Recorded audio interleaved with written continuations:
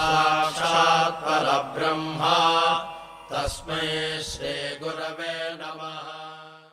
ഓം ശ്രീ സായിരാം.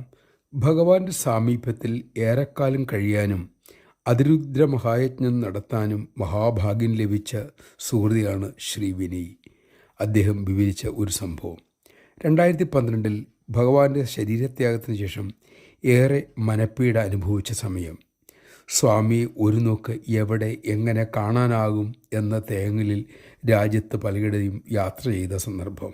അങ്ങനെ തിരുവണ്ണാമലയിലും അദ്ദേഹവും ഭാര്യയും എത്തി. ഒരു ദിവസം വൈകുന്നേരം ഗിരിപ്രദക്ഷിണം ചെയ്യുന്ന വേളയിൽ ഗിരിയിലെ വളരെ ചെറിയ ഒരു ഗുഹാക്ഷേത്രം കണ്ടു. അവർ അങ്ങോട്ട് ചെന്നു. അവിടെ തേജസ്വിയായൊരു യോഗി. അദ്ദേഹം വിനയെ കൈമാടി വിളിച്ചു. അടുത്തെത്തിയ വിനയോട് മുഖവര കൂടാതെ തന്നെ ഭഗവാൻ ബാബയെക്കുറിച്ച് സംസാരിച്ചു. അതിനുശേഷം തൻ്റെ 2 വിരലുകൾ വിടർത്തി അതിലൂടെ തിരുവണ്ണാമലയുടെ മുകൾ ഭാഗം നോക്കാൻ പറഞ്ഞു. വിനയ് അത് അനുസരിച്ചു. അപ്പോൾ അദ്ദേഹം കണ്ടത് ജ്യോതിസ്വരൂപമായ തിരുവണ്ണാശൈലത്തെയാണ്. കൈമാറ്റിയപ്പോൾ പഴയതുപോലെ തന്നെ.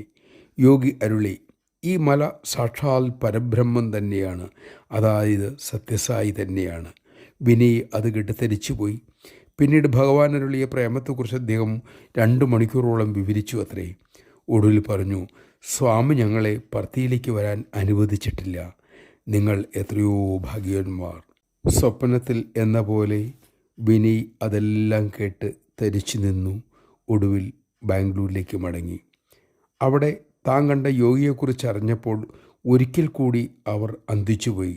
കാരണം തന്നോട് സംസാരിച്ച യോഗി മഹാസമാധിയിൽ പ്രവേശിച്ചിട്ട് 40 വർഷം കഴിഞ്ഞിരിക്കുന്നു. ജയ് സായിരാം. സാക്ഷാൽ പരമ്പൊരുളായ പരബ്രഹ്മസ്വരൂപിയായ ഭഗവാനോടൊപ്പമാണ് നാം കഴിഞ്ഞത്. നാം എത്ര ഭാഗ്യവാന്മാർ. ആ ഭാഗ്യത്തിനനുസരിച്ച് നമുക്ക് ജീവിതം ചിട്ടപ്പെടുത്താം. അതിനായി സ്വാമി നമ്മെ അനുഗ്രഹിക്കട്ടെ.